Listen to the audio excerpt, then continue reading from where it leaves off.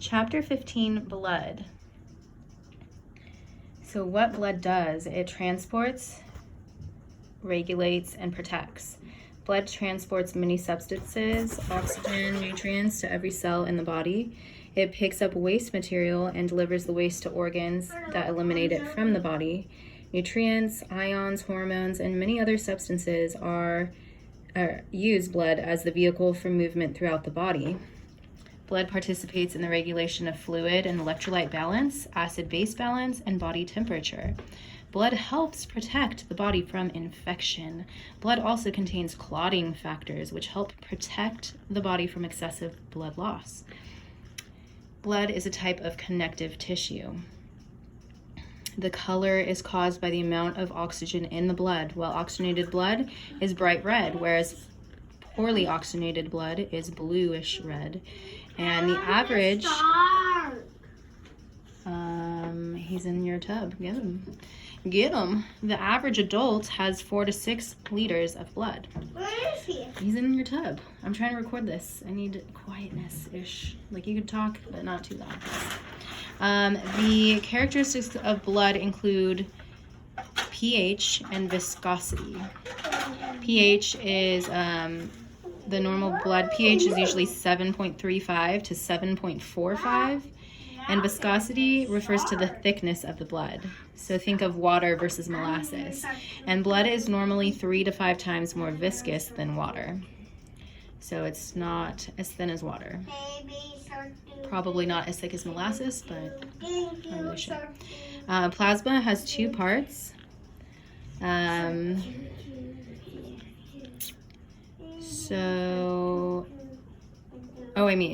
Blood is composed of 2 parts, the plasma and the formed elements, which are blood cells and cell fragments. So plasma is the pale yellow fluid composed mostly of water. It also contains proteins, ions, nutrients, gases, and waste. The plasma proteins consist of albumin, which contain the clotting factors, antibodies, and complement proteins. So plasma proteins generally help regulate fluid volume, protect the body from pathogens, and prevent excessive blood loss. Serum is the plasma minus the clotting proteins. Can you give me a sponge to play with? Just play with that stuff, Brent. I want a sponge. You're gonna have to wait. So the blood cells and cell fragments include the following. Red blood cells, called erythrocytes, primarily transport O2. White blood cells, leukocytes, protect body from infection. And platelets, also called thrombocytes, protect the body from bleeding. The hematocrit is the percentage of blood cells in a sample of blood. So a sample of blood is normally composed of 45% blood cells and 55% plasma.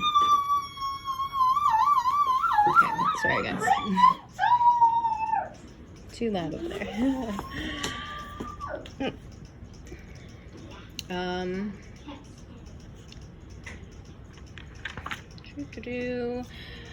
Origin of blood cells, that's hemopoiesis.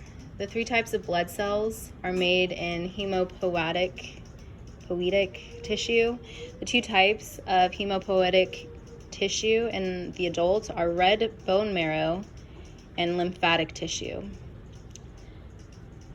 Red blood cells are the most numerous of the blood cells. Between 4.5 and 6 million RBCs are in 1 microliter of blood. So the production of the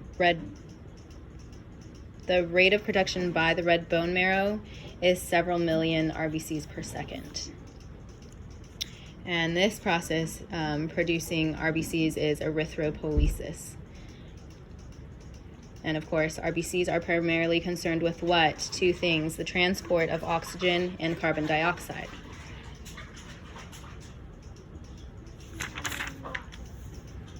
Shape and contents. So RBCs are very large and they stay in the blood vessels and do not roam around the tissue spaces as do the white blood cells. They are flexible disc shaped, have a thick outer rim, They can bend and squeeze through tiny blood vessels called capillaries. So that allows them to deliver O2 to every cell in the body by being able to bend and squeeze through tiny blood vessels.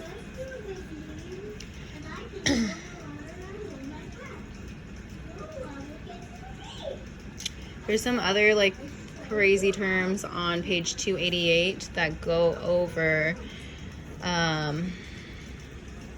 these terms called anisocytosis, and that refers to the unequal sized RBCs, and then poikilocytosis, which refers to irregularly shaped RBCs, anisocytosis, and poikilocytosis. And both are found in anemia and other blood disorders, so that's probably something we're going to kind of have to know. And then if an RBC is smaller than normal or microcytic, as in iron deficiency anemia, or larger than normal, or macrocytic, as in vitamin B12 deficiency anemia. So there are different sizes, and that indicates like whether there's like some sort of deficiency. And then there's different colors, like variations of red. So hypochromic is pale, normochromic is normal, and hyperchromic is deeper red. That makes sense.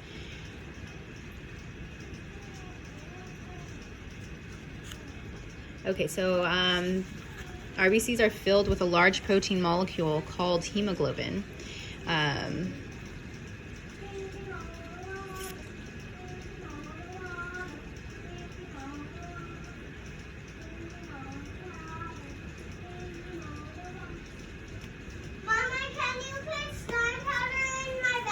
No, I'm not putting slime powder in your bath.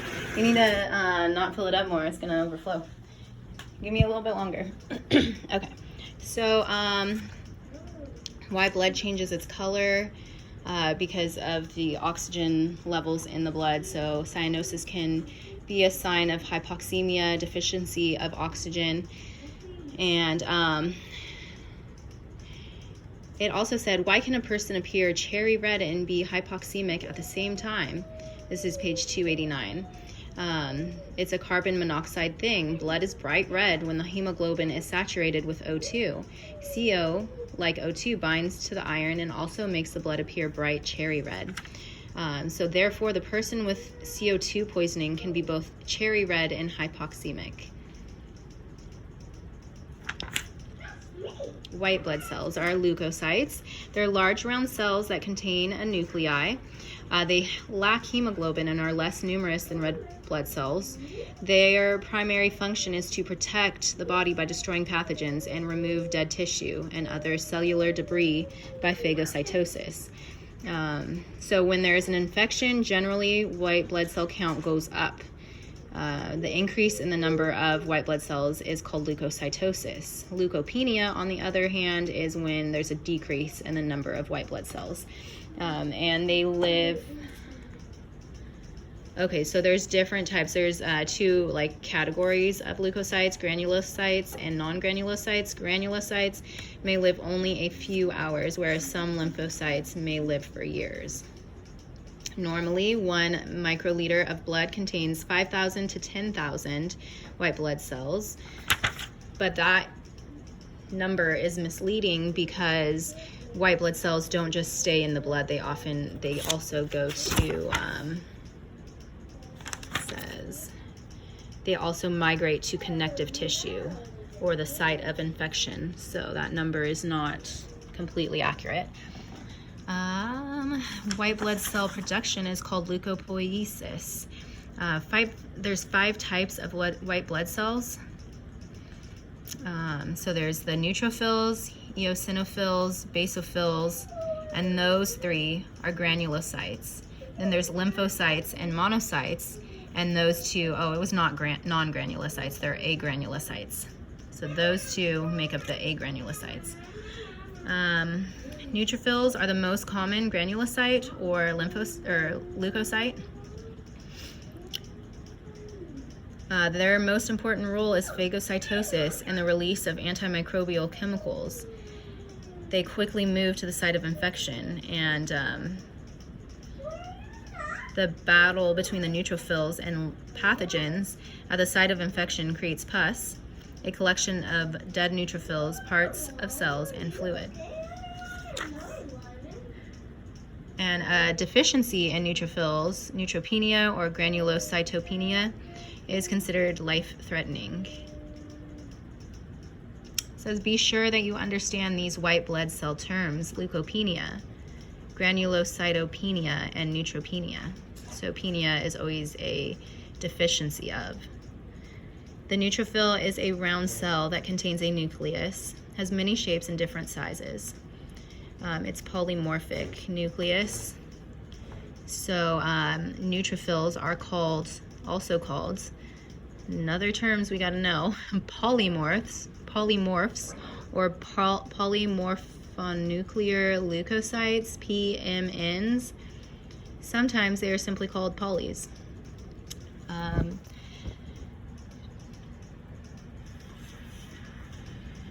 And then mature neutrophils are called segs because the mature neutrophil appears segmented when viewed under a microscope. Not sure if we need to know all that, but that's in the book. The second type of granulocytic white blood cell is called a basophil, and these are normally present in small numbers. They make up less than 1% of the white blood cell count and absorb a dark blue stain. This one is very important in the inflammatory response. Brent, you're gonna have to turn off that water. You're gonna overflow it. Thank you. Because they are found in abundance in areas with large amounts of blood, such as the lungs and liver, the release of heparin is thought to reduce the formation of tiny blood clots and facilitates the movement of white blood cells throughout the injured tissue. Okay, so it plays a role in the inflammatory response primarily through its release of histamine. The basophil also releases heparin, an anticoagulant. The third type of granulocytic white blood cell is the eosinophil. The EOSINOPHIL, eosinophil. The prefix eos means rosy and refers to the staining characteristic of the eosinophil. Also present in small numbers, constitutes only 1 to 3% of white blood cells, involved in the inflammatory response that weaken and destroy large parasites such as tapeworm and hookworm, engage in phagocytosis, and become elevated in persons with allergies. Agranulocytes are lymphocytes and monocytes. Lymphocytes are produced in the red bone marrow. Some migrate to and then mature and reproduce in the lymphatic tissue, like the lymph nodes, liver, spleen, lymphatic nodules. Lymphocytes constitute 25 to 38% of the white blood cells, important in the body's immune response. Monocytes leave the blood for tissues, where they differentiate into larger cells called macrophages. And these are literally named big eaters. So they also chop up the engulfed foreign particle and push a piece of the foreign particle onto its surface. This process is called antigen presentation. The bad news, it says, is that clinically you must know the names and classifications of the white blood cells and the different granulocytes and agranulocytes. And so there is a little brain jogger, memory jogger that they say, naughty little monkeys eat bananas, says Grandpa Ben. So naughty neutrophils, lymphocytes, monocytes, eosinophils, and basophils. Granulocytes, basophils, eosinophils, and neutrophils. Platelets are tiny cell fragments of the larger megakaryocytes. Normally, each microliter of blood contains between 150,000 and 450,000 platelets or thrombocytes. That is another name for them. They're produced in the red bone marrow. lifespan is 5 to 9 days. And the production of the platelet is called thrombopoiesis. They prevent blood loss. Okay, and so hemostasis, prevention of blood loss. This is like halfway through maybe. The process that stops bleeding. There are 3 events to stop involved in hemostasis. That is blood vessel spasm, formation of a platelet plug, and blood coagulation.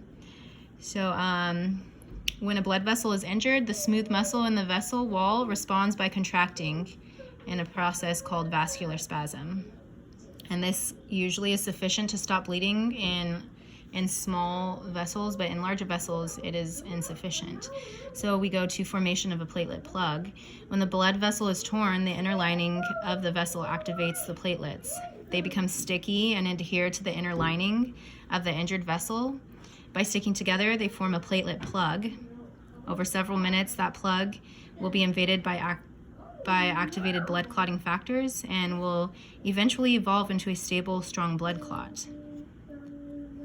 And then blood coagulation, vascular spasm, which was the first step, and a platelet plug, the second step, alone are not sufficient to prevent the bleeding caused by a larger tear in a blood vessel. So blood clotting or coagulation is the third step. And this is the blood clot. Okay, one sec, Bubba. Let's play just a little longer, please. This blood clotting is the third step. It's formed by a series of chemical reactions that result in the formation of a net-like structure. And that net or framework is a clot that's composed of protein fibers called fibrin. As the blood flows through the fibrin net, large particles in the blood, such as red blood cells and platelets, become trapped within it. And that fibrin net and the trapped elements are what is called the blood clot. So it seals off the opening of the injured blood vessel and stops the bleeding. And there's a fantastic picture on page 295. Almost Bubba's. So also know the 4 blood types. I am not good at explaining that, and I didn't want to read all that, so I'm going to watch a video. But there's A, B, AB, and O. And then we also need to know about Rh positive and how that is affected, or how that affects people. So there's 2 conditions. One's when that could cause serious damage to the person. One is, go ahead, dry yourself off. Let me get, dang, you're soapy. Here's your towel. One is where they are injected with a blood infusion, and say an Rh positive person, or no, an Rh negative person receives blood from an Rh positive person. Something happens there that's not good. Watch a video, I can't explain it, and I don't want to read all that. And then the other one is if you're pregnant. But they're good thing if you're pregnant and your baby is Rh positive, then on your second pregnancy it could cause difficulties. But if you know beforehand, then you can take a drug called Rogam, and you'll be totally fine. So that's good news. Hopefully, that's all we need to know. The end.